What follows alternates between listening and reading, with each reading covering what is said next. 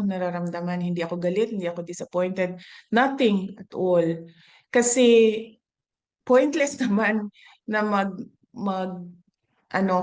mag-harbor ako ng feelings about what happened. Hindi na siya maibabalik. Hindi na mababalik si Pangulong Duterte sa Pilipinas.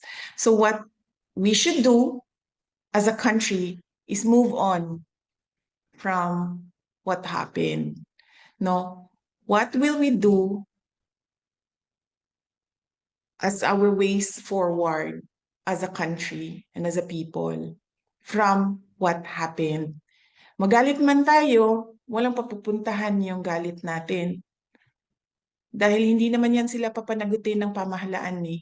Nakikita nyo yung mga sagot nila, wala na sa ayos, wala na sa rason, wala na sa common sense, wala na sa batas.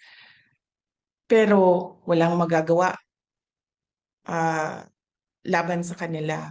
So we should move forward from what happened, and the country should decide, the people should decide saan ba tayo papunta base sa